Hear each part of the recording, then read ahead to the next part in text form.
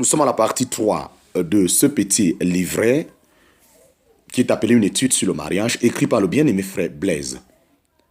Partie 3. C'est également le cas de la formation de la femme à partir de l'homme et de sa vocation d'être, dont la correspondance peut être valablement trouvée dans l'obligation d'appartenance des futurs époux au peuple de Dieu et dans la soumission de la femme à son mari.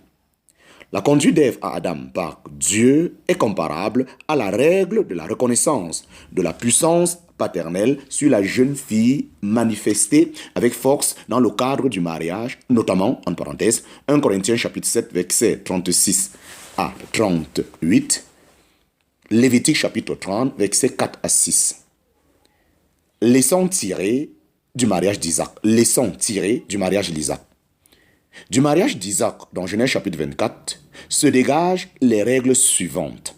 Premier point, l'appartenance de la mariée au peuple de Dieu par la double expérience de sa sortie d'Égypte et de sa sortie de Babylone. En parenthèse, Genèse chapitre 24, verset 1 à 8, Genèse chapitre 31, verset 22 à 35, Genèse chapitre 35, verset 1 à 5.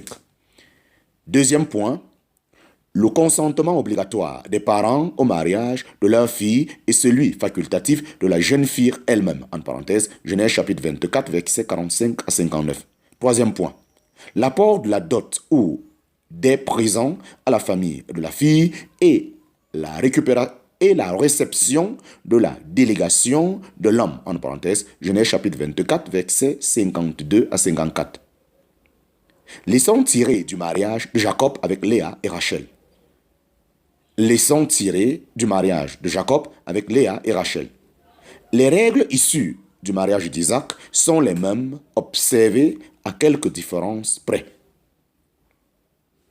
La règle de l'appartenance de la mariée au peuple de Dieu est mise en lumière dans Genèse chapitre 27, verset 46 et Genèse 48, verset 2. La règle du consentement obligatoire des parents au mariage de leur fille et de celui facultatif de la jeune fille elle-même se déduit en Genèse chapitre 29, verset 17 à 28. La règle de l'apport de la dot et de la réception de la famille de l'homme, en parenthèse, en Genèse chapitre 29, verset 17 à 24. Dans les deux cas, il n'y eut point de vie commune et intime entre les futurs époux avant la libération de la jeune fille pour ses parents. Les différences entre les deux cas se situent néanmoins au niveau de la forme de la dot, de l'introduction d'une coutume dans le mariage de Jacob, de la force variable de la dot comme condition du mariage. En parenthèse, Jacob a bénéficié des effets du mariage avec Rachel sur accord de son père sans avoir satisfait à la condition de la dot. En parenthèse, Genèse chapitre 29, versets 25 à 30. Leçon tirée de la relation de Dina.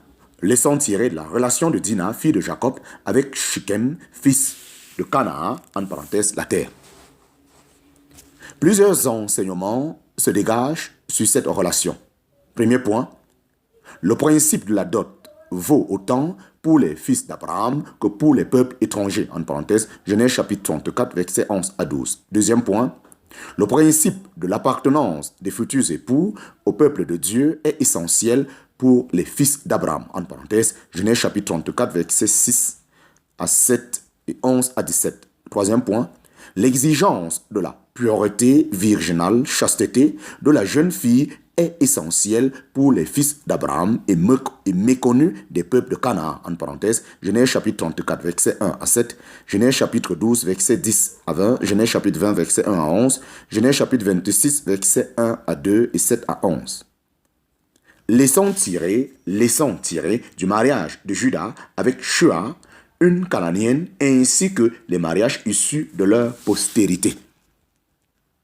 Il se dégage les enseignements suivants.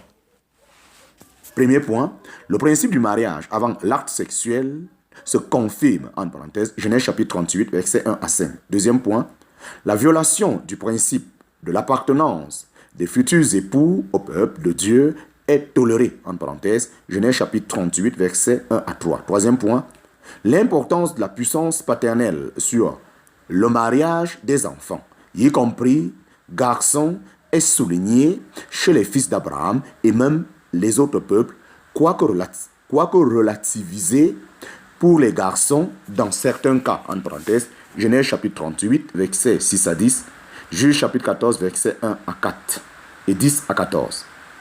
Leçons tirées de la loi. Leçons tirées de la loi.